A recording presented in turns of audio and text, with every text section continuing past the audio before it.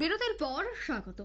উত্তর পূর্বকে করিডোর হিসেবে ব্যবহার করে বাংলাদেশিরা প্রতিনিয়ত ভারতে প্রবেশ করে, কিন্তু এবার উত্তর পূর্ব ছাড়াও বাংলা এই মুহূর্তে পছন্দের তালিকায় হয়ে উঠেছে বাংলাদেশিদের।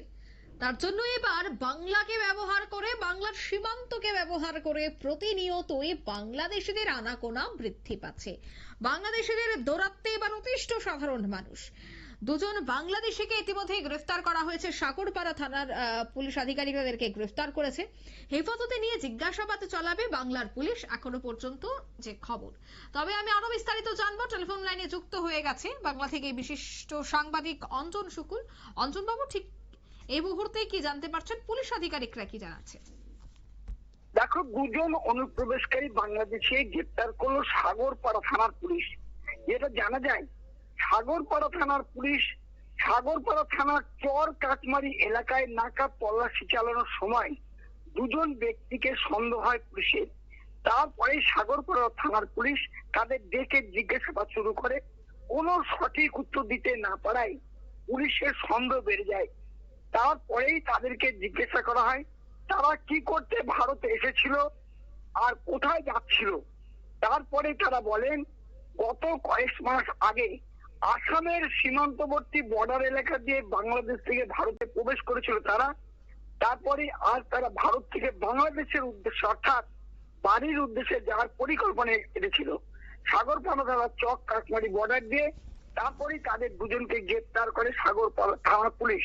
পুলিশ সূত্রে জানা যায়, আজ দুজনের নামে একটি কেস রেজিস্টার করে সাগরপাড়া থানা থেকে বহরমপুর জেলা জজ আদালতে পাঠায় সাগরপাড়া থানার পুলিশ। ধৃত ব্যক্তিদের নাম কেরামত মাল ও সালাম বেদ। তাদের দুজনেরই বাড়ি বাংলাদেশের ঢাকায়। যেহেতু তাদের কাছে কোনো কাগজপত্র ছিল না, সেই জন্য তারা ভারতে প্রবেশ করার দায়ে তারা গ্রেপ্তার হয়েছে।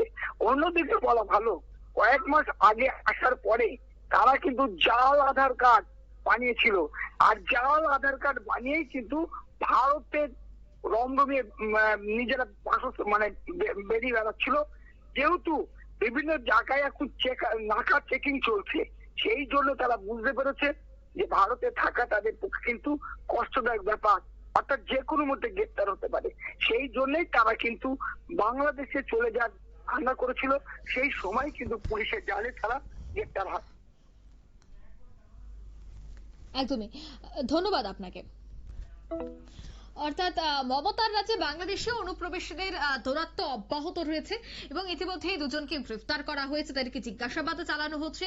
তাদের জিজ্ঞাসাবাদের পরে কিন্তু আরো বেরিয়ে আসবে, কারণ উত্তর পূর্ব ছাড়াও এবার বাংলা কিন্তু এই অনুপ্রবেশ অর্থাৎ বাংলাদেশিদের পছন্দের তালিকায় উঠে এসেছে।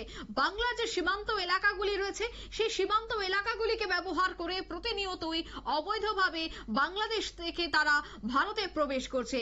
তবে তারা কি উদ্দেশ্যে ভারতে আসছে, তাদের পেছনে কোন ধরনের জঙ্গি নাশকতা রয়েছে কিনা, সমস্তটা বিষয় কিন্তু পুলিশের জিজ্ঞাসাবাদে স্পষ্ট হবে। নিয়ে নিচ্ছে মুহূর্তে ছোট্ট একটি বিজ্ঞাপন বিরতির সঙ্গে থাকুন।